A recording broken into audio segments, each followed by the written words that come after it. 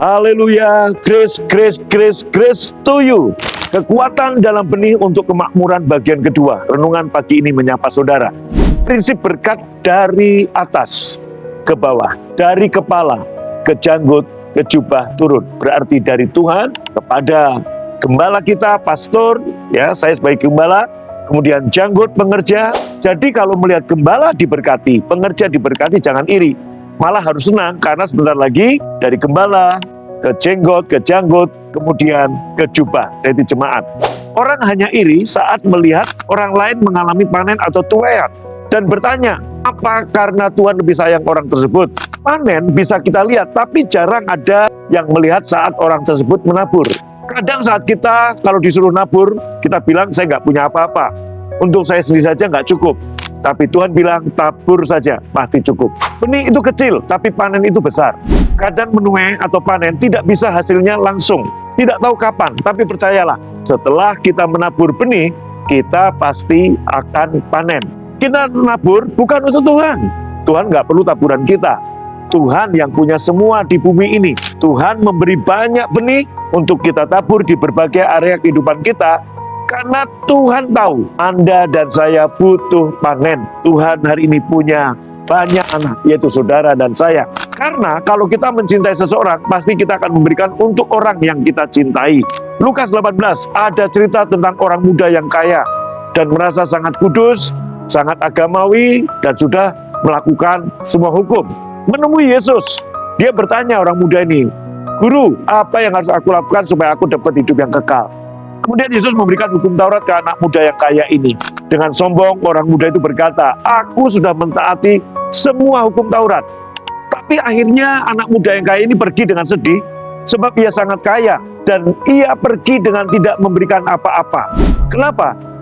Dia tetap kikir, hatinya tertutup.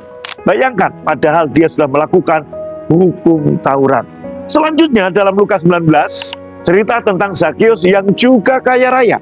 Yesus sang kasih karunia datang untuk menghampiri Zakius si pendosa besar.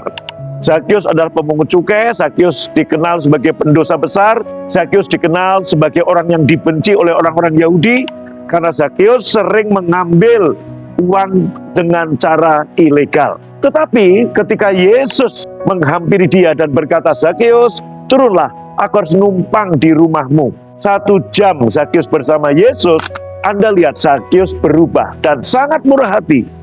Padahal Yesus nggak bilang, "Zakius, berikan hartamu." Kepada orang muda yang kaya, Yesus berkata, "Berikan kekayaanmu dan jualah kepada orang miskin." Tapi kepada Zakius, Yesus nggak ngomong apa-apa soal menabur.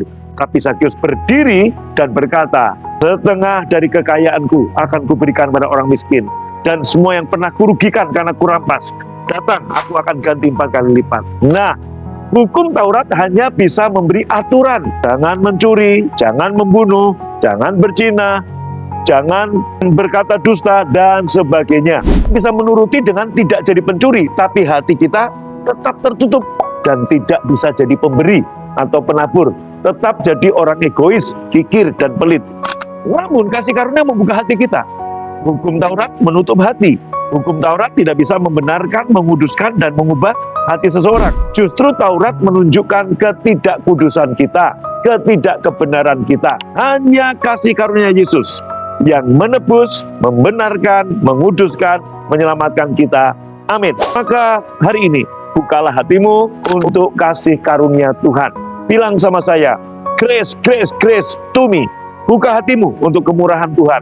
Dan Anda dan saya akan menjadi penabur-penabur yang luar biasa, dan akhirnya engkau akan mengalami panen yang dahsyat dari setiap taburan yang engkau tabur. Tuhan Yesus memberkati dan shalom, grace to you. Amin.